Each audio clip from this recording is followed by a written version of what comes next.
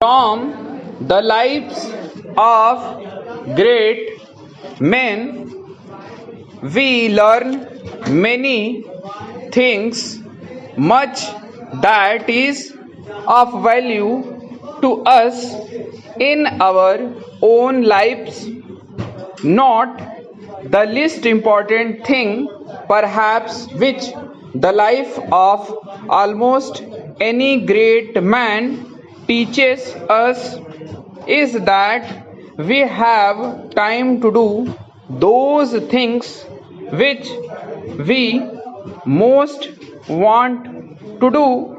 As young people, we talk lightly of what we would do if only we had the time. As old people, we look back upon lost opportunities and wish that we had the time to follow this course of action, that line of training. But again and again, as we read the stories of the lives of those who have done great things, of those whose names will be forever remembered, the knowledge is forced upon us that our trouble is not that we have too little time, but that we have too little desire. Our desire to move in a certain direction is not strong enough to influence us to take the necessary steps to use for that purpose the hours which are being spent in other and possibly less profitable ways. If the desire to act and the will to work are there, then we shall find both the time and the opportunity.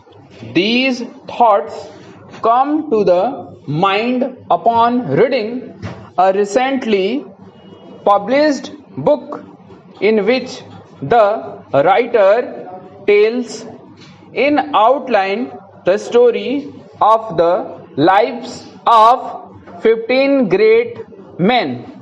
From the many remarkable men who have lived during the past 500 years, the writer has taken those men who, by their thought and by their labor, were able to discover a great principle, some deep truth about the laws of nature, which had not for been known.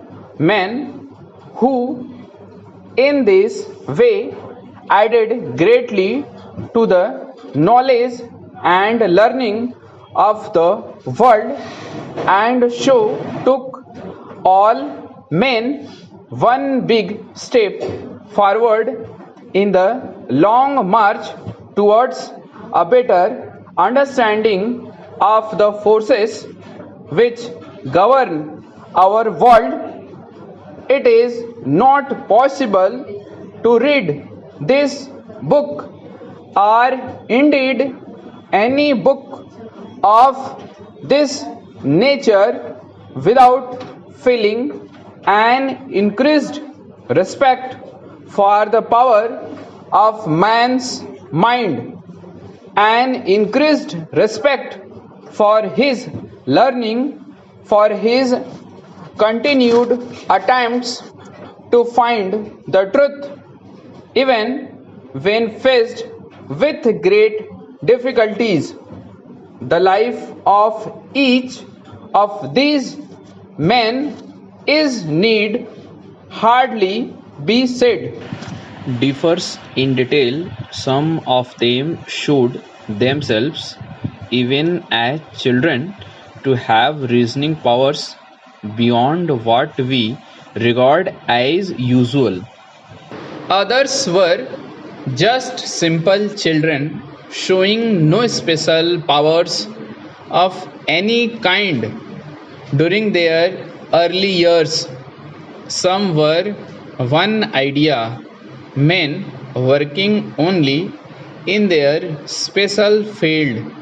Others developed remarkable minds and became better than most men in most fields of learning, but common to them all was the power to work for very long hours, hours spent in deep thought, in careful planning, in the perfecting of ideas and the putting of results together piece by piece to make the whole, a whole which was to surprise the world.